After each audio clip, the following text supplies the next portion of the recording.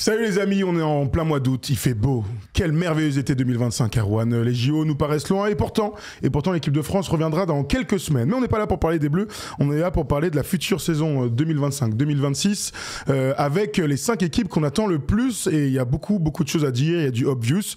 Il y a surtout vous dans les commentaires qui nous dites quelles sont les équipes que vous attendez le plus. On va commencer par du méga obvious, le champion en titre Erwan. OKC qui a prolongé tout le monde avec des ponts d'or. En tout cas, ce qui est sûr, c'est que Sam Presti a dit on aime ce groupe et on va aller au bout comme ça une deuxième année. Ben, il a bien raison, on sait que c'est une équipe jeune encore. C'est l'équipe la plus jeune, il me semble, avec les Blazers de 77 qui a été champion NBA. Donc il n'y a pas de raison de changer beaucoup de choses. Les contrats en plus, ils n'ont pas besoin de re-signer ou de faire de choix encore, comme ça avait pu être le cas il y a un peu plus à peu près une quinzaine d'années avec Harden, Westbrook, Durant, Ibaka, on s'en souvient. Donc il n'y a pas de raison de changer. Ça va être intéressant aussi de retrouver cette équipe du Thunder avec un nouveau statut, celui de champion, celui avec un MVP et une cible dans le dos. On sait que depuis quelques années maintenant, 7 champions d'affilée. Donc faire un back-to-back, c'est devenu très très compliqué. Alors il y a eu différentes raisons, des fins de cycle, des blessures, des mauvais choix du front office. Peu importe. En tout cas, faire un back-to-back, c'est pareil depuis 7 ans et on le dira jamais assez, mais Jordan d'ailleurs le disait lui-même, le plus dur de tous les titres qu'il ait gagnés, ça a été le deuxième. Ça a été de confirmer qu'on était les champions. Donc ça va être très intéressant de voir cette équipe qui est certes championne, mais qui, c'est ce qu'on a dit après les finales, ne semble être qu'au début de son histoire. Alors c'est pas arrivé depuis 2017-2018 pour les Warriors. Et donc là, on est sur 7 champions différents chaque année. Donc si le curse du champion, la malédiction du champion continue, OKC va donc se faire sortir et va même pas aller en finale NBA. C'est ce qu'on pourrait dire. Ce qui est sûr, c'est qu'OKC, en tout cas, c'est donner les moyens de continuer. Ils ont donné de l'argent à tout le monde. On va regarder ça ensemble. Donc SJ a signé le plus gros contrat de l'histoire de la NBA.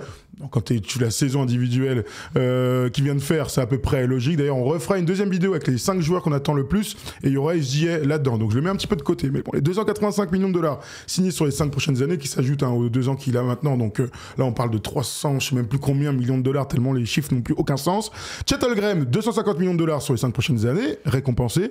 Et le Big Three, et donc avec Jalen Williams, 287 millions de dollars sur 5 ans. Lui aussi, ça nous fait la bagatelle de 822 millions de dollars sur 5 ans pour ces 3 seuls joueurs. OKC a littéralement cassé la tirelire. On se souvient qu'en 2012, ils ont laissé partir James Harden justement à cause des histoires d'argent. C'est marrant qu'aujourd'hui, Jalen Williams soit le deuxième plus gros contrat de cette équipe-là, derrière Shea. C'est devenu l'option numéro 2. Voilà, c'est ce que j'aime aussi à dire, c'est que lui qui était drafté un petit peu bas, on l'attendait, on savait que c'était un bon joueur, mais sorti d'une petite fac de Santa Clara. Alan Guillou, on te fait un big up, et qui aujourd'hui est devenu clairement un numéro 2 d'une équipe championne en titre. Donc cette histoire est belle. Ça semble pas non plus déranger beaucoup les membres d'OKC qui continuent à faire confiance à Chet Holmgren qui est le 3e plus gros salaire de cette équipe-là, mais qui par sa défense, par son activité, par son talent, idéal, le complément idéal de ces deux-là. Donc voilà, ça montre bien qu'en fait tout paraît simple pour l'instant dans cette franchise. Alors on regarde les stats là de l'année dernière entre Jalen Williams, sa saison historique, plus de 21 points, 5 rebonds, 5 passes, All Defensive First Team.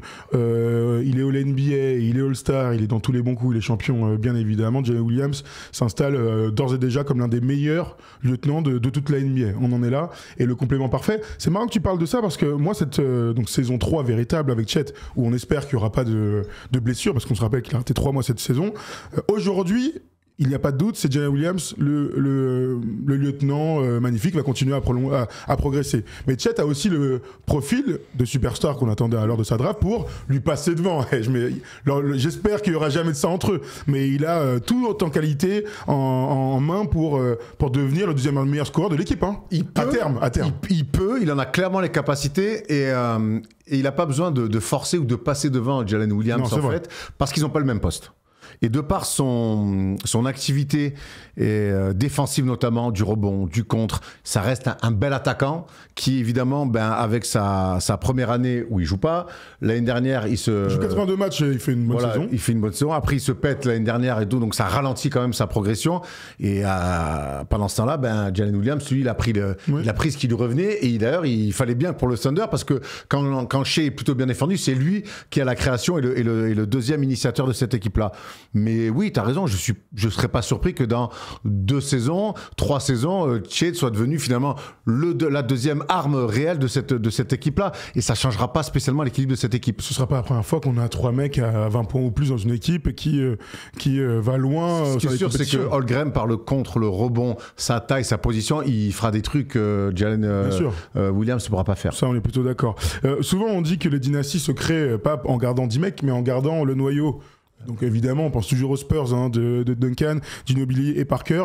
Pour moi, le vrai enjeu pour OKC, dès l'année prochaine, c'est d'avoir une dynastie. Donc d'avoir une dynastie, c'est de faire confiance à ces mecs. Ils ont donné l'argent, donc tu peux pas faire plus confiance, mais que la bonne entente, l'équilibre au sein de l'effectif aille dans le sens de la confiance donnée par le front office. Et ça, c'est aussi la responsabilité du coach, Marc Daigneault, qui va devoir jongler maintenant avec la cible dans le dos, avec beaucoup plus de pression, et puis surtout les mecs entre eux.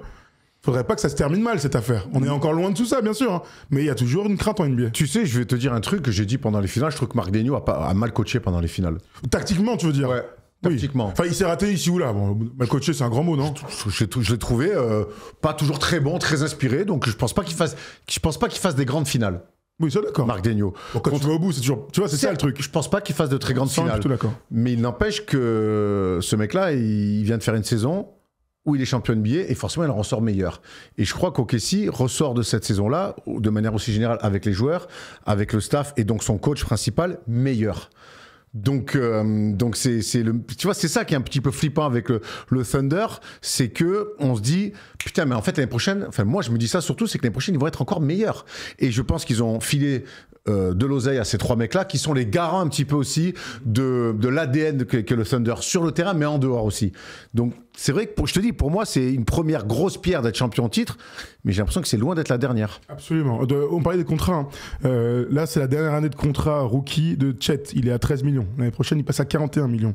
Jalen Williams, il gagne 6 millions cette saison. L'année prochaine, il a 41 millions de dollars. C'est sa maman qui doit être très contente, on peut imaginer. Et son comptable aussi, par la même occasion. T'es pas content à 6 déjà? Je pense qu'à 41, ta vie, quand même, malheureusement, change. Même à 6, hein? Oui, ça c'est sûr. De passer de 0 à 6, de toute façon, du RSA à 6 millions, ça c'est sûr. Je rajoute à ça aussi qu'ils avaient prolongé Jenny Williams, ça toujours là. Aaron Wiggins avait été prolongé l'année dernière. Isaiah Joe avait été prolongé l'année dernière. Alex Caruso est arrivé et lui, il est en contrat jusqu'en 2029. Isaiah Hartenstein aura une option pour l'année prochaine. Donc à voir aussi, quand tout le monde va rentrer dans ces contrats max, là, les 3, s'il n'y a pas des gens à sacrifier, ils vont être obligés à un moment donné, s'ils veulent payer 500 millions de salaire, ce qui ne se fait pas en NBA. On l'a vu là avec les Warriors, ils en sont sortis. On a vu avec les Celtics, ils s'en sont sortis. Il n'y a personne qui paye autant. Donc, faut aussi profiter de cette équipe, de cette profondeur d'équipe l'année prochaine pour faire le back-to-back et marquer l'histoire de la NBA. Tu rajoutes un truc sur OKC? T'as pas une... Alors, je te pose une autre question. Est-ce que tu viens de parler de Marc Daigneault, etc. Quelle ambition ils peuvent avoir? Au-delà de gagner, évidemment, mais dans le jeu, est-ce qu'il y a quelque chose que tu as envie de voir grandir, s'améliorer au sein de cette équipe? Mec, c'est une des meilleures attaques de la Ligue, c'est une des meilleures défenses, donc pas spécialement. Il y a 3 mecs qui sont en face. Ce que j'ai envie de voir, c'est que Chet puisse faire une saison complète. Et en fait, je te dis, c'est la meilleure défense NBA, c'était l'une des meilleures attaques. Moi, je trouve que maintenant, ils vont tous prendre 1 an de plus dans les gencives, et en plus avec l'expérience d'être de play-off et de finale NBA gagnée. Donc en fait, moi, cette équipe-là, pour moi, il n'y a pas besoin de se réinventer. Je sais pas, peut-être que toi, je te renvoie la question. Oui, bien sûr. Moi, il y a un truc que j'aimerais, c'est que défense, l'une des meilleures défenses qu'on ait vues ces dernières années, sans aucun doute. Ils ont gagné sur l'intensité, ils ont mis des roues dans des moments importants. En attaque, on sent bien qu'on se repose beaucoup sur les individualités chez un premier. Sans dire que c'est un gars qui va changer la face de l'équipe, je suis curieux d'avoir l'idée de Marc Daigneault quant à l'intégration d'un gars comme Nikola Topic au sein de cet effectif. Alors, ce sera enfin un autre meneur, parce qu'ils n'ont pas vraiment de meneur derrière. Ils n'ont pas de deuxième meneur au sens académique du terme. Là, ils ont un Kemé, un Européen qui est balle en main, fantastique, pick and roll et tout, curieux, dans un rôle de 6e homme, un sortie de banc et tout, pour voir comment il peut amener du basket à cette équipe. Elle n'a pas gagné sur le basket, on le sait bien. Elle a gagné parce que... Alors, je vais rectifier. Elle n'a pas gagné sur les valeurs du basket Joga Bonito. Elle n'a pas gagné sur le passing game. Oui, non mais voilà. Attends, on est français, nous on sait comment on gagne, hein. Et c'est pas sur le basket. Ah bagarre. Voilà, d'abord le tac, après le rebond et après courir vite. Et quand on gagne. Et ben, au Kenya, c'est un peu pareil. Et des fois, en faisant ça, on fait même pas de médaille. Ça peut arriver. No shit. Ça peut arriver. L'Eurobasket bientôt, évidemment, masculin. Bon, écoute, voilà, c'était la petite interrogation. Mais alors, il y a beaucoup voilà. d'articles, on l'a vu, Topic, là, encore une fois, faire des trucs en Summer League, notamment. Oui. Maintenant, gros, tu vas arriver derrière un mec qui est MVP, qui prend 35 minutes par match. Mais personne ne dit ça, je te dis, c'est intéressant. Moi, j'aime les équipes qui s'améliorent. Comment l'équipe s'améliore en jouant toujours un petit peu mieux au basket. De toute façon, et pour toutes les raisons que tu as évoquées aussi, où tu ne pourras pas garder tout le monde, il faudra faire des choix, tu as des rookies qui vont arriver, et peut-être que c'est eux qui vont faire la maille quand d'autres vont partir. Donc peut-être les lancer, leur donner, et que dans 1 an ou 2, ils soient capables justement de compenser certains départs avec d'autres registres. Maintenant, pour moi, quand tu arrives derrière un mec comme Shea, bon courage, mais je suis curieux de voir aussi si ils peuvent, avec Topic sur le terrain et Shea sur le banc, avoir un jeu un peu plus Roga Bonito, comme tu dis. Ou jouer ensemble. On sait que Shea a joué souvent deux. Hein. Après, c'est pas la vision qu'a Marc Daigneault du truc. Pour l'instant. Mais quand en général, tu t'adaptes aussi au mec que t'as. Hein. À voir. Donc ce sera une question, et puis on verra aussi les petits rookies, parce que de toute manière, avec cette équipe, il y a toujours un Kemé qui arrive et qui surprend tout le monde. Cassen Wallace, il y a 2 ans notamment. Donc il y a toujours un mec qui va nous régaler côté OKC. Avant d'enchaîner sur une deuxième équipe, petit moment promo, bien sûr. Vous savez que Trade Republic fait partie des gens qui soutiennent à fond, vraiment à fond First Team depuis plusieurs saisons maintenant, depuis 1 an, depuis l'année dernière. Et donc on est ravis de vous dire, rejoignez-nous dans l'équipe, la vraie équipe de Trade Republic.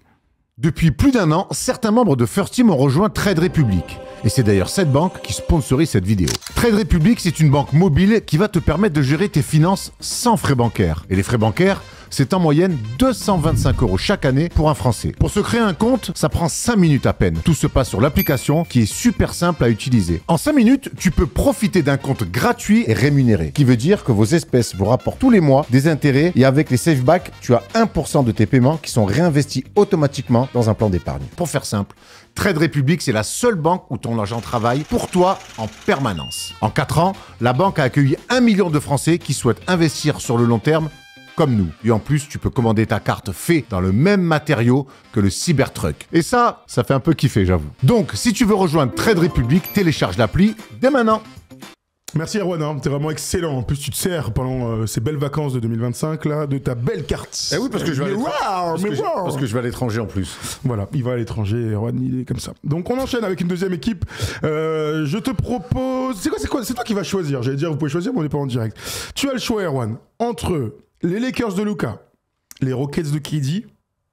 Non, tu choisis entre les deux en fait. Allez, les Rockets. Les Rockets de KD, ça a été, c'est sûrement le plus gros transfert de cette off-season. Kevin Durant donc arrive à la place de Jalen Green, ça vous le savez. On va faire un petit point sur la saison dernière, la progression exponentielle du groupe d'Ime Udoka qui est allé en play-off avec un avantage du terrain certain, une défaite au premier tour face aux Warriors lors du Game 7 dont on se souvient, 52 victoires. Il y a eu une progression, il y a eu surtout Erwan, un choix du front office, un vrai choix, c'est-à-dire on n'a pas le temps, on se considère nous comme une équipe qui peut aller en finale NBA, avec l'arrivée de KD bien sûr. Tu sais, on aime bien dire que des fois, il faut savoir prendre ce que le marché te propose pour progresser. Ce qu'avaient mis en place les Rockets depuis 2 ans, c'était plutôt cool.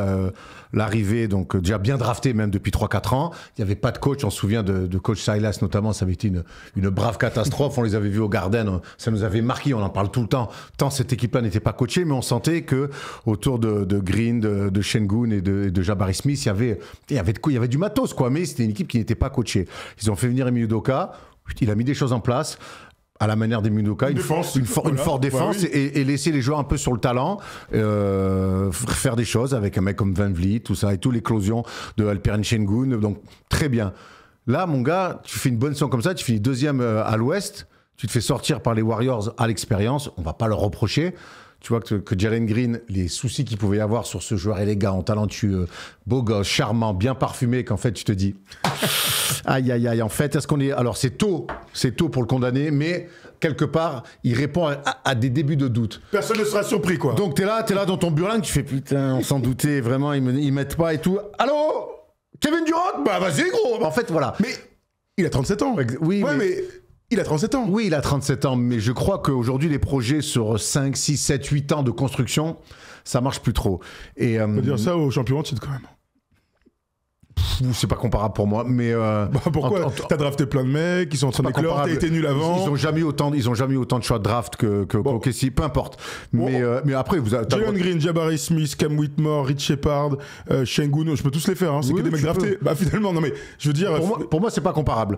Mais la preuve, la preuve, ils font Kevin Durant. Pour moi, aujourd'hui, avec tout le côté négatif qu'il peut y avoir aussi autour de Kevin Durant, les dangers que ça peut avoir de prendre Kevin Durant, ils devaient le faire, ils l'ont fait, et je trouve qu'ils ont raison, parce que quelque part sur le papier tu progresses, et ça reste Kevin Durant, même s'il l'a pas fait depuis très longtemps, depuis 2018, c'est un mec qui peut t'amener au titre.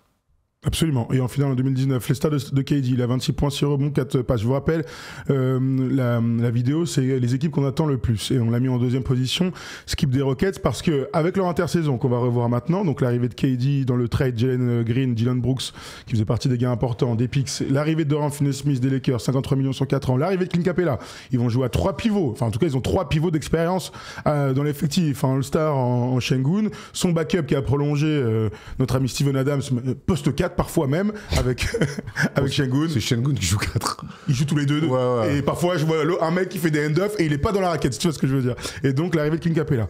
C'est l'une des équipes qu'on va le plus scruter parce qu'il y a beaucoup de noms connus. Parce qu'il y a de hautes espérances de résultats en play-off.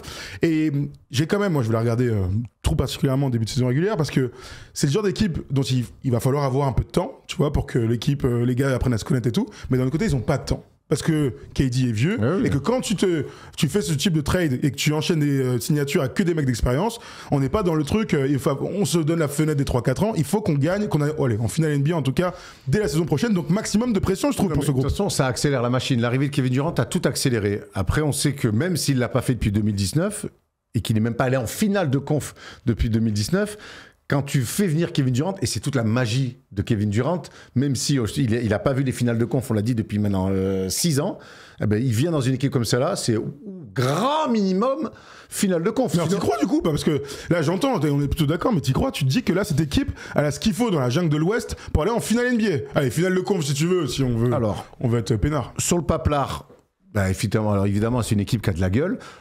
Parce qu'a installé Udoka défensivement notamment, je trouve que c'est une équipe qui va pouvoir lutter face aux meilleures armées de l'Ouest. Et puis offensivement, bon, KD, qu'on aime, qu'on n'aime pas, que ça soit pas le leader espéré que par rapport à d'autres, il va quand même décanter énormément de soucis offensifs que pouvaient avoir les Rockets ou sur demi-terrain. À part Şengün, c'était une équipe quand même qui était très, très prévisible.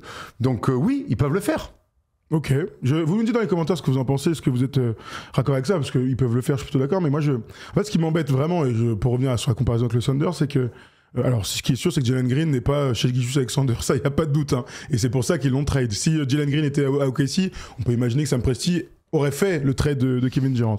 Mais l'histoire de la NBA sur les dernières années, c'est quand même une espèce de confiance dans le corps des joueurs qui sont là depuis longtemps et ont grandi ensemble. C'est les vérités des derniers champions. T'as raison, mais ça, pour moi, ça reste je pense que chaque projet est différent. Chaque projet est différent. Non, à sa vérité même. Chaque sa projet vérité, a sa vérité. Et évidemment que si t'as tu le fais pas pour Kevin Durant. Aujourd'hui, t'as Green. T'as Jalen Green, mais moi tu dois le faire. Alors peut-être certains, il aurait mérité, il s'était donné le droit en tout cas, il s'était acheté le droit d'avoir au moins encore un an. Bon ben voilà, mais après c'est le business. Pour moi tu peux faire Kevin Durant après une très bonne année, une très bonne saison régulière. Il y a des mecs qui poussent derrière comme Jabari Smith qui demandent à avoir un peu plus de responsabilité. Vamos, faut le faire. De toute façon, ils l'ont fait. Donc maintenant on verra. Je répète, beaucoup de pression et malheureusement, je mets pas cette équipe dans mon top 3, c'est ça aussi le souci. Hein. Certes, je peux l'entendre. On les a pas vu jouer ensemble aussi. Je peux l'entendre aussi. De toute façon, on est toujours dans la spéculation, mais revenons aussi sur les playoffs de Jalen Green. Il a fait tout ce qu'on attendait. Il a fait tout ce qu'il faut pas faire. Il s'est planqué, passé au travers, envoyé des saucisses. Il a pas été là dans les moments importants. Tout pour qu'on te trade. Ah ouais, tout pour qu'on fasse. Bon, ben en fait, gros, t'as qu'est-ce que 22-23 ans là. Bon. Mais oui. Écoutez, en tout cas, si vous avez des attentes avec les Rockets, vous nous dites. Et surtout dans le jeu, je suis curieux de voir ce qui va se passer. On enchaîne avec une autre équipe. Je t'avais proposé quoi, les Lakers tout à l'heure. Allons sur les Lakers et on revoit rapidement leur bilan de saison pour aller très très vite, hein, bien sûr. La défaite sale très très sale en 5 contre Minnesota au premier tour. On avance, c'était bien sûr les 3 premiers mois du duo entre LeBron et Luka. On fera une autre vidéo sur les joueurs qu'on attend le plus. On parlera plus spécifiquement de LeBron James, de son avenir. Au moment où on enregistre, bien sûr, LeBron est toujours un joueur des Lakers. Quelques stats avant, Luka et LeBron, ça donne ça, deux joueurs hors normes bien sûr, 28-8 à 28-8-8, ouais, c'est ça, à 46% pour Luka et LeBron qui tombe sur les 25 points. Il a 41 ans en même temps, le mec. Enfin, 40 ans. 24 points, presque 8 rebonds, plus de 8 passes, 50% au tir. Toujours exceptionnel. L'arrivée de DeAndre Ayton, Erwan change tout. Enfin, change tout.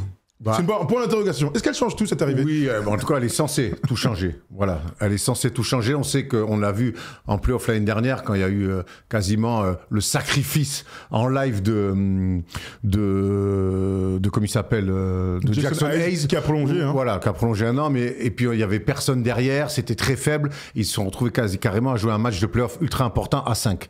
Donc ça n'avait pas de sens. Maintenant, DeAndre Ayton, il arrive avec plusieurs statuts, c'est-à-dire le statut d'un ancien numéro 1 de draft, d'un mec qui a fait ça, qui a 26 ans et qui est déjà à 4 équipes, 3 équipes. Sa troisième équipe. Sa troisième équipe, et où personne n'a voulu le garder. Un mec qui aime bien la night, un mec qui est quand même dur, voire incoachable, un mec qui se prend pour quelqu'un qu'il n'est pas. Et là, donc, il va se retrouver avec... La hiérarchie va être claire, c'est Luka, LeBron et lui, troisième. Il n'y aura même pas à discuter si tu es numéro 2 ou quoi que ce soit. Après, il est parfaitement complémentaire de ce mec-là. Ben oui et non. Sur le terrain, en tout cas, je veux dire. Il est parfaitement complémentaire, mais en fait, moi, DeAndre Ayton, je me pose la question, il est parfaitement complémentaire s'il a envie de l'être. Ah, mais attends, je te parle de basket en parlant. Oui, si on fait on fera l'effectif dans quelques instants avec plaisir, parce que. Mais DeAndre Ayton, s'il a envie de. Mais il est complémentaire sur le terrain. Ouais, mais. Un bon attaquant, un athlète. Défensivement, au rebond, très bien, il peut faire des choses. Maintenant, si en attaque, il a envie de jouer plus de ballons qu'il doit faire, s'il a envie de popper 80% du temps au lieu de roller ou de dive sur les pick and roll, on l'a déjà vu. On l'a vu faire la saison après les finales NBA qu'ils font. Il a cassé les couilles. Il a fait chier tout le monde parce il s'est pris pour un autre après ce super run de playoff qui les a amenés en finale. Il s'est pris pour un autre. Sachant qu'il avait été payé. Hein. Ouais. Et on lui avait donné la caillasse. Donc c'est un mec, en fait, c'est un peu une pièce en l'air. Alors oui, sur le côté intrinsèque, c'est parfait. C'est un ajustement inimaginable qui se retrouve à Jean libre. Et évidemment que ça tombe du côté des Lakers, mais c'est un mec qui peut aussi faire chier dans un vestiaire. C'est un mec qui est aussi chiant à être contrôlé. Alors j'imagine qu'avec Luka et LeBron, tu vas être quand même tenu parce que c'est des superstars et que quelque part, j'ai envie de me dire que tu fais ce qu'ils veulent. Maintenant, il est dans un entourage aussi. C'est Los Angeles, c'est le Strass, c'est les paillettes. Et on a l'impression que ce garçon, il est quand même facilement aussi distrayable. Mais du coup, tu penses que ça peut péter? Parce que, attends, quand je t'entends parler, pour moi, tout est négatif. Non, parce que côté positif, ça reste un mec à 9 millions, de grand talent. Et je disais quand même complémentaire. T'as la sensation que quand tu m'entends là, pour toi, c'est... Ah bah oui, bah dites-nous dans les commentaires. C'est le coup du siècle. Hein. Ah ouais, t'as pas dit ça, tu l'as détruit le mec. Je l'ai pas détruit, mais c'est qu'il y a des choses à prendre en compte. C'est quand même un ancien numéro de draft qui s'est installé nulle part. On se souvient que c'est quand même la draft de Luka, où les Suns, on se dit, est-ce qu'ils vont prendre Luka? Non, on va prendre DeAndre Ayton, c'est l'enfant de l'État, c'est un mec qui appartient à l'Arizona. Tu parles, appartient à l'Arizona.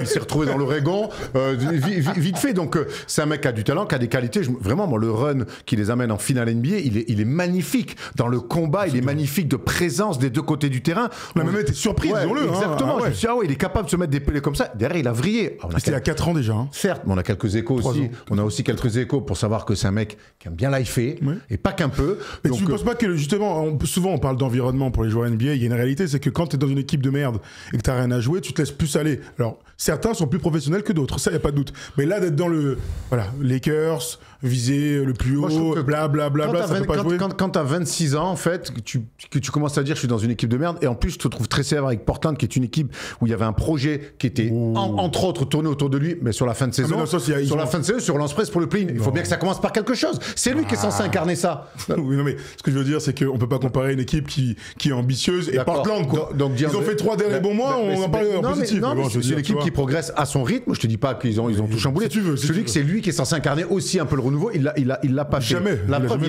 il a tellement pas fait qu'ils l'ont. Rends-toi compte, il a 26 ans. Le mec, ils lui ont fait un buy-out. Il dit casse-toi, on veut plus te voir. Par contre, ses qualités de basketteur, on les connaît. Donc, pour moi, DeAndre Ayton aux Lakers, il y a tout pour que ça soit une magnifique histoire et qu'ils potentiellement ils arrivent à gagner un titre le dernier de LeBron, ce qui serait le premier de Luka avec les Lakers, le premier de Luka tout court, ce qui serait exceptionnel.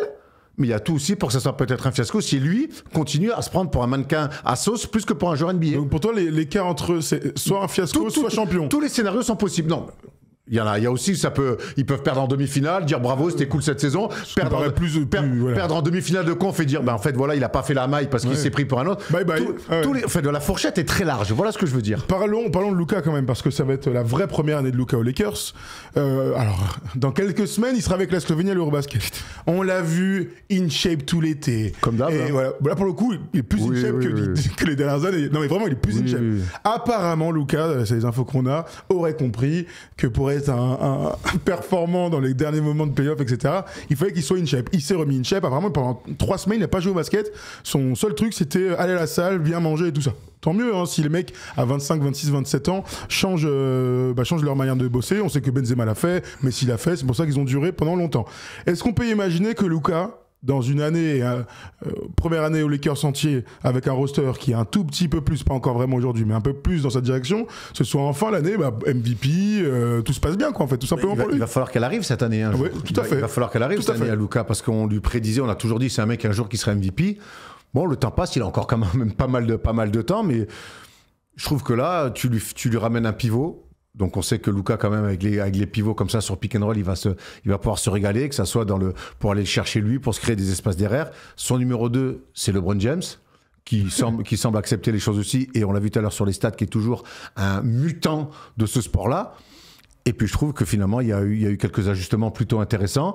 Je suis très curieux aussi de voir la deuxième année de JJ Redick, qui lui aussi est un mec qui a semblé à court d'idées en play-off, mais c'est un mec quand même qui avait montré des belles choses en saison régulière et qui là, avec un roster notamment important, notamment autour de Luka Doncic, il va quand même pouvoir penser des plays pour lui et des plays en numéro 2 pour LeBron James, qu'on avait un peu vu en saison régulière, pas du tout en play-off. Donc oui, je pense qu'il y a tout le contexte pour que Luka puisse faire une saison de MVP. Bon, évidemment, les Lakers sont l'une des équipes les plus passionnantes de la NBA. On verra bien sûr JJ Redick aussi, hein, qui est dans son année 2 de sophomore en tant que head coach. Ouais. Donc dans tout ça, là, dans tout, on l'a vu passer tout à l'heure. JJ Redick qui fait une très bonne première saison régulière. Et en playoff, il fait des trucs de cinglé, mon pauvre. Oh, je me suis toujours pas remis de la deuxième mi-temps là. Ah, qu'est-ce qu'il y a ? Il fait des trucs de coach de N3, des trucs de coach de N3 de village. Ouais, mais parce qu'ils ont pas le choix. Il reste 6 joueurs. Le 6e là, c'est le fiston. C'est le fiston. Il a 16 ans et demi, le mec. Et il est surclassé parce qu'il est Benjamin. Oh la vache. On enchaîne avec une autre équipe, Erwan. Je te propose de parler d'une équipe qui t'est chère. Est-ce qu'on parlera pas des Knicks un petit peu ? Ouais, vas-y, allons-y. Alors les Knicks l'année dernière, saison historique. C'est fou, j'arrive pas encore 51 victoires. On confirme le top 4, l'avantage du terrain. 51 victoires, un All-Star, Jalen Brunson. C'est marrant que tu dises saison historique, alors qu'en fait, moi, c'est plutôt c'est une saison qui me reste en travers de la gorge parce que tu as l'avantage du terrain et que pour moi, il y a une fenêtre pour aller en finale NBA et qu'en fait, cette fenêtre-là, tu tombes contre une équipe qui joue 1000 fois mieux au basket que toi. Pas qui est plus forte, mais qui joue 1000 fois mieux au basket que toi. Et tu perds sur des choses qu'on voyait venir par un management et une manière de jouer où on sait très bien qu'à un moment donné, tu vas taper dans le mur. Donc, saison historique, oui, parce que tu retrouves les finales de conf après 25 ans. Mais goût très amer, bittersweet, parce qu'en fait, tu aurais pu retrouver les finales. Bon, avançons du coup. NBA. Absolument. Ce qui est sûr, c'est que c'est une des équipes la plus suivie, l'une des équipes les plus suivies, les Knicks, sans aucun doute. Les Knicks, la hype des Knicks est enfin arrivée depuis qu'on fait des émissions. C'est la première fois qu'on se dit que les Knicks peuvent passer le tour de play-off. Ils ont réussi à passer ce cap-là. On regarde rapidement les stats de Jalen Brunson et Karl Anthony Towns qui ont été des véritables satisfactions lors de la saison régulière. Jalen Brunson en play-off, Mr. Clutch, et Towns aussi entre le haut et le bas, mais il a quand même fait respecter son rang. 26,7 passes, 48% pour Jalen Brunson. Il fait une saison quand même en 24-13. Il est All NBA, 52% au tir. Karl Anthony Towns, on a vu toutes ses qualités et certains de ses défauts. J'avance un petit peu parce que l'intersaison a été chargée. Ils ont bien bossé, on peut le dire. Alors il y a l'arrivée de Mike Brown, et tu vas en dire un mot, mais regardez, l'ajout du banc. Enfin, il y aura un banc avec des joueurs expérimentés chez les Knicks. L'arrivée de Jordan Clarkson. Attends, cette stat d'abord, pardon. L'année dernière, 30e en termes de minutes jouées en moyenne pour le banc. 30e en termes de points marqués par le banc, nombre de rebonds pris et de pourcentage 27e. C'est mieux, mais c'était quand même dégueulasse. Tu peux rappeler combien il y a d'équipes en NBA? 30. D'accord. Ils sont toujours derniers, bien sûr. L'arrivée donc de Jordan Clarkson pour mettre des points, Edgar Chania-Bouzélé pour donner des minutes de haute qualité. Entre autres, ils ont bien bossé, Erwan, le front office. Ouais, je trouve qu'ils ont ciblé un petit peu leurs besoins et qui se sont plutôt bien alignés avec les besoins de l'équipe. Le banc, évidemment, on l'a dit, même si l'année dernière, Thibodeau a un petit peu plus ouvert son banc, on a vu McBride prendre des minutes, c'était plutôt intéressant, on a vu même Landry Shamet a un peu joué, Mitchell Robinson qui sortait du banc, qui a même été titularisé, et on a vu Josh Hart sortir du banc à un moment donné. On va voir peut-être comment va faire Mike Brown, parce que j'ai plutôt pas mal apprécié son retour en 6e homme. Josh Hart. C'est une question que je te pose. Regardons vite fait le 5 majeur et le roster, et comme on se projette sur l'année prochaine, j'ai envie de savoir ce dont tu as envie. Donc là, aujourd'hui, on a mis le 5 qui a débuté pratiquement tous les matchs de la saison. On sait qu'ils ont fini les playoffs avec Josh Hart en sortie de banc. Quand tu vois l'arrivée de Gershon sur un poste 4, décaler Oji sur un poste 3, tu l'envisages, ou mettre Towns en 4 et l'arrivée de Mitchell Robinson comme en playoff, c'est quoi là, ton cœur balance? Mon cœur balance clairement. J'aime bien ce 5-là, par l'expérience qui viennent de se faire tous les 5 jusqu'à une finale de conf. Karl Anthony Towns, c'est plus à l'aise, aime bien aller sur un poste 4, et puis toutes les possessions que peut rendre Mitchell Robinson, c'est intéressant. Mais je préfère qu'ils finissent avec Mitchell Robinson en 5 et Towns en 4, mais moi, commencer comme ça me va. Donc tu partirais quand même? Ouais, moi je pense que vraiment qu'ils vont changer. Hein. Si j'étais Mike Brown, je changerais ce 5. Avec tout ce qu'on vient de dire, il faut que leur banc soit fort. On sort d'une année où OKC a gagné, on l'a déjà dit, l'intensité et tout, mais surtout la profondeur. Indiana a gagné dans ce run de playoff parce qu'ils avaient 11 joueurs avec des qualités différentes et donc un banc très fort. Pour moi, ils doivent absolument remettre Josh Hart sur le banc, faire jouer Mitchell Robinson si tu veux, ou intégrer Gershon Yabusele dans le 5 majeur. Tu seras toujours très bon en défense, tu auras peut-être un peu plus de spacing avec l'un ou l'autre. En tout cas, Josh Hart, je ferai tout pour avoir un pendant McBride, Clarkson, Josh Hart en line-up sur les extérieurs du banc. J'aime l'idée que on joue 30 minutes par match. Évidemment. 25-30. J'aime l'idée que Josh Hart sorte du banc pour le côté défensif sur les extérieurs.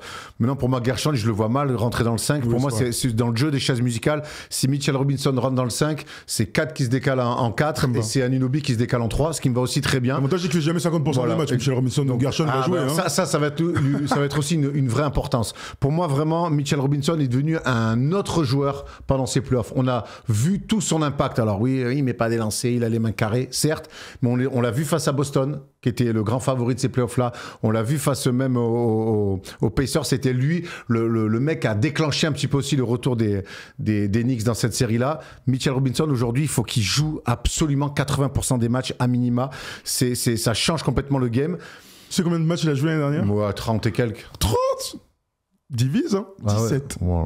Je vous le fais, hein, parce que c'est vrai qu'on dit 80, la moitié. Et l'année d'avant 31. Oh là, mais 31-59, c'est en 2021-2022 où il avait joué 72 matchs. Cette année, en saison régulière, hein, bien sûr, c'est son plus petit temps de jeu. Même en rookie, il jouait 20 minutes, là il a 17. Bon, et pour revenir sur Karl Anthony Towns, on l'a vu, c'est quelqu'un qui va au mastic mais qui aime pas trop ça, il préférait trop large, jouer face au jeu, et quand tu as un pivot comme ça, comme Mitchell Robinson qui saute de partout, qui redonne des possessions sur les retours de passe, on l'a vu, c'est presque un système, attraper des retours de passe et des tirs d'échauffement, que ce soit pour lui ou pour Bronson, c'est plutôt intéressant. Après, ce qu'on peut dire aussi sur Karl Anthony Towns, sa première année, elle est très bonne, ses playoffs sont très bons, même s'il y a des très bas, il a quand même fait gagner des matchs de playoffs. Tout à fait, c'est ce qu'on attendait de lui. T'as raison. Et ça quand même, tu vois, c'est que oui, il y a des matchs qui passent au travers, il y a d'autres matchs, il est très bon, il est tellement bon qu'il fait gagner des matchs. C'est pas juste je suis bon, on perd, c'est je fais gagner des matchs. Notamment des matchs à l'extérieur. Des matchs à l'extérieur. On se souvient à Détroit, la fin de match avec la filoche à 9 mètres et ce tir short corner monumental contre le match 3 aussi face aux Pacers, c'est lui qui fait gagner. Donc oui, il a été frustrant, mais il a aussi été très satisfaisant. On est d'accord là-dessus. Dernière question, Mike Brown arrive à la place de Thibodeau après les 5 saisons positives de Thibodeau. Il y a beaucoup d'attentes. Tiens, regarde ce petit tableau Erwan. Donc bien sûr sur les bancs NBA depuis 97, passé par les Cavs, les Lakers, les Warriors, les Kings, renvoyé de Sacramento en décembre, 4 fois champion en tant qu'assistant, 2 fois coach de l'année 2029 et 2023. Il va arriver lui aussi pour être dans l'ADN défensif, même si pour le coup lui il a évolué sur l'aspect offensif chez les Kings. Ouais, on s'en souvient d'ailleurs avec ce basket des Kings. Il faudra certainement trouver un juste milieu entre tout ça. Écoute, c'est un secret pour personne que moi, Thibaudot, je ne le voyais en aucun cas être ce meneur d'hommes qui t'amène jusqu'en finale NBA ou voir un titre. Donc je vais pas cracher dans la soupe. Je suis content du changement. Je suis surpris de la manière dont ça s'est fait. Maintenant, Mike Brown est là avec son expérience. Je suis pas persuadé qu'il y avait beaucoup mieux sur le marché. On peut penser peut-être à Mac Budenholzer, à Mac Malone, mais il y a eu très peu de rumeurs. Taylor Jenkins aussi, mais finalement, ils sont pas allés au bout, les mecs. Voilà, donc bon, écoute, c'est Mike Brown. Écoute, on va voir. C'est un mec qui a su se réinventer par rapport au coach qu'il était à ses débuts aux Cavs. Maintenant, je veux voir avec ce roster-là. J'imagine qu'il a dû être interviewé, répondre à des questions, à dire la manière dont il voulait jouer. Ce qui est sûr, c'est qu'il a du matos entre les mains, récupérer une équipe qui fait finale de conf, une équipe qui a été qui s'est améliorée sur cette intersaison. Donc il va avoir aussi énormément de pression parce que j'ai presque envie de dire que, connaissant le contexte de New York, c'est finale NBA ou rien. J'allais dire ça justement, c'est quoi l'objectif? Parce qu'on rappelle que la conférence Est l'année prochaine est dans un état terrible. Il y aura les Cavs, sans aucun doute. À voir les Bucks, parce que là je prends les mecs où il y a des joueurs quand même. L'évolution des Pistons sera intéressante. Et donc les Knicks, tous les autres, le Magic. Évidemment, le Magic. Boston, mais bon. Sinon, Boston va être beaucoup moins fort, c'est une évidence. Indiana va être beaucoup moins fort, c'est une évidence. Donc déjà, les deux meilleures équipes des deux dernières saisons sont largement en dessous. Je parle même pas de Philadelphie, par exemple. Et tous les autres, c'est des projets en friche. Donc voilà, il y a une porte assez évidente. Moi, je dis Orlando. Non, mais Orlando, ils sont bien passés. Voilà, pas de doute, mais je pense que les Knicks me semblent en avance sur beaucoup de ces équipes-là. Donc, les Cavs, il n'y a que les Cavs qui sont meilleurs à l'heure actuelle. Pas en termes de résultats en playoff, mais sur le papier. Après les en saison régulière, tu connais. Après les Cavs, quand ça castagne, ça devient une équipe de U19. Donc au moins finale de conf, retour en finale de conf, c'est une évidence. Grand minima, et puis c'est finale NBA, quoi. Je pense qu'il faut viser ça. Je pense que cette équipe-là, tu gardes l'ADN de cette équipe-là, tu gardes les joueurs essentiels et tu rajoutes un banc assez profond, on l'a vu tout à l'heure. Donc moi j'aime bien beaucoup Jordan Clarkson dans ce registre-là que les Knicks n'avaient pas sur de la création. Il manque parfois ça. Tout était que autour de Jalen Brunson. Je pense que sur des fins de match un peu compliquées qui vont se jouer sur de l'attaque, ça arrive de plus en plus. Associer Brunson et Jordan Clarkson, ça va pas être la pire des choses. Je suis très curieux de voir les deux jouer ensemble un petit peu aussi. Dernière équipe, et celle-là nous passionne, c'est celle des Denver Nuggets. On fait rapidement le bilan. Défaite face au Thunder, le champion en titre, en 7 après la saison à 50 victoires. Un banc terrible, une saison exceptionnelle, historique de Nikola Jokic, mais il n'a pas été récompensé du MVP, vous le savez tous. C'est l'équipe qui a fait le plus galérer avec les Pacers en finale, le champion au titre. Il y a eu beaucoup de choses, Erwan, beaucoup de choses, et on est excité de voir cette équipe qui semble s'être bien reconstruite. Regardez ça, les grands gagnants de la Free Agency, c'est le nom du tableau, c'est intéressant. L'arrivée de Cam Johnson contre Michael Porter Jr. La stat est dingue, mais ces 4 joueurs là, c'est 37 millions de dollars. Le salaire de Michael Porter Jr., c'est 38 millions de dollars l'année prochaine. Cam Johnson, Jonas Valanciunas, qui a donc va être obligé de jouer pour les Denver Nuggets. Tim Hardaway Jr. pour le shooting, Bruce Brown Jr., Erwan, les deux au contrat minimum. Énorme intersaison. Ils ont bouché les trous qui étaient identifiés de la profondeur et puis derrière Jokic, quoi. Le premier truc, c'est qu'ils ont fait un choix. On arrête avec Michael Porter Jr. Stop, fini. On coupe les vannes. Et je trouve qu'ils ont bien fait. Derrière ça, tu récupères un joueur peut-être moins flashy, peut-être un peu moins talentueux, mais qui a quand même vécu d'une finale NBA avec les Suns, on s'en souvient, qui est un meilleur défenseur et qui est un joueur, je pense, qui va être plus facile à coacher, qui va amener un petit peu plus de certitude chaque soir plutôt que pièce en l'air. Derrière, l'autre problème de ces Nuggets, c'était le banc. Il n'y avait pas de banc. Là, tous les joueurs qu'on a vus, à part Cam Johnson, c'est des joueurs qui vont sortir du banc, je pense. Tout à fait. Et on va voir peut-être Bruce. Ils vont sortir du banc. Donc en fait, là, tu rajoutes 3 joueurs qui ont de l'expérience, voire certains même qui connaissent la maison, avec qui ils ont été champions. Donc déjà, tu vas enfin avoir ce banc-là. On a vu que pour être champion NBA ces 5-6 dernières années, il fallait du banc. Donc voilà, je trouve qu'ils ont ciblé parfaitement les manques qu'il y avait et qu'ils ont parfaitement répondu à ça. Tiens, regarde, le roster, tu le voulais. Voilà la projection du 5 majeur à l'heure actuelle au moment où on tourne. Jamal Murray, Jalen Pickett, évidemment, qui va avoir un rôle grandissant avec l'absence de Russell Westbrook. Encore une fois, au moment où on tourne. Christian Brown, Jalen Strother, Bruce Brown Jr., Hunter Tyson, Cam Johnson donc, va intégrer le 5 majeur, Tim Hardaway Jr., Aaron Gordon, Peter Watson, Darrell Tegan et Nikola Jokic et Jonas Valanciunas et Ziki Nadji, qui est toujours dans l'effectif, quelle belle progression. Je rappelle que David Adelman aussi va faire une vraie année de head coach avec le training camp, avec tout ce que ça incombe aussi en termes de pression. On verra s'il a les épaules. Cette équipe nous semble largement mieux armée pour aller au titre l'année prochaine. C'est une évidence. Et puis on se souvient qu'ils perdent contre le champion en titre au bout de 7 matchs avec Aaron Gordon qui est sur une jambe. Et Jamal Murray qui est méconnaissable. Jamal Murray qui est méconnaissable. Je pense que le départ aussi de Michael Porter Jr. va laisser beaucoup plus de place à Aaron Gordon qui est en train de devenir un joueur magnifique. Intéressant, ouais. Vraiment un espèce de leader. Je pense que ça va lui laisser beaucoup de place offensivement, un petit peu plus, même si c'est pas un mec... Est-ce qu'ils en ont besoin de ça? Non, mais je vois ce que tu veux dire. En fait, il va avoir plus de ballons à jouer, sans dire que ça va être pour marquer. Ouais, mais à côté de ça, on vient de dire qu'il y a plus de bons joueurs qui arrivent. Donc, je suis pas sûr qu'ils aient besoin qu'Aaron Gordon soit plus de ballons à jouer. Par contre, qu'il continue à être aussi efficace sur le nombre de ballons et que les autres qui remplacent Michael Porter Jr.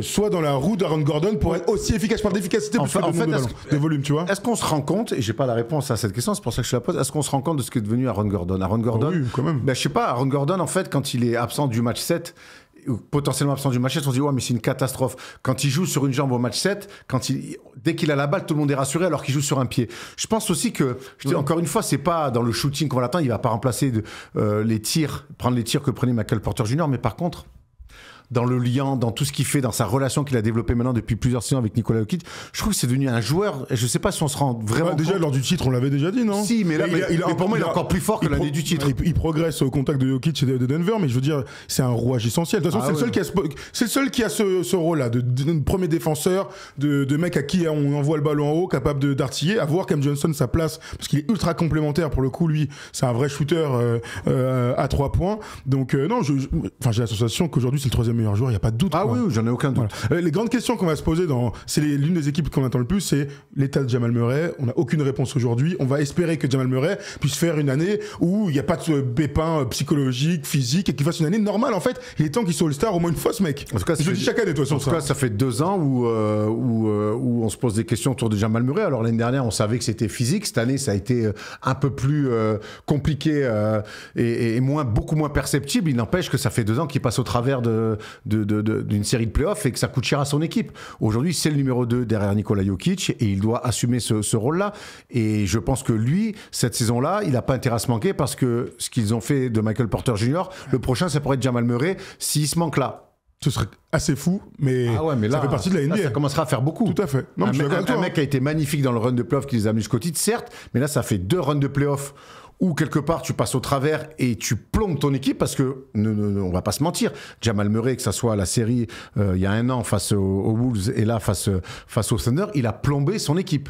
Ah oui. Par des performances très très en deçà. Donc au bout d'un moment, match 7, on s'en souvient. T'as été champion, t'as été grand, tu t'es acheté du crédit. Donc je pense qu'il n'a plus de crédit aujourd'hui. Oui, plutôt d'accord. Bon, en tout cas, si vous pensez que Denver fait partie des grands favoris de l'Ouest, comme nous, comme chaque année de toute façon avec un joueur comme Nikola Jokic, vous nous dites dans les commentaires. On verra si quelqu'un d'autre arrive aussi pour être meneur derrière Jalen Pickett ça leur ferait pas de mal. Ou Jamal Murray. Voilà, au moment où autant il n'y en a pas, mais j'imagine qu'il faut signer un mec. Bruce Brown peut faire. Bien sûr, mais là on parle d'un mec. Moi j'aime bien Jalen Pickett, mais oui. Je l'aime bien. Tu préfères le bon vin, quoi. Je préfère. Tout à fait. Bon, voilà pour le top 5 des équipes qu'on attend le plus. Vous nous dites bien sûr dans les commentaires s'il y a d'autres équipes. On aurait pu parler des Warriors. Je sais pas, Tom, il m'avait écrit d'autres équipes, les petites mentions honorables. Dallas. Évidemment, Dallas, on va en parler dans les joueurs qu'on va suivre. Il y a Copper Flag. Boston, moi je suis très curieux aussi de voir le renouveau de Boston avec cette volonté de laisser partir les meilleurs joueurs, laisser partir des joueurs importants et de repartir sur un. Ça tombe bien parce que dans les top 5 des joueurs, il y a un joueur de Boston. Voilà, c'est pour ça qu'on n'est pas complètement fou. Derrick White.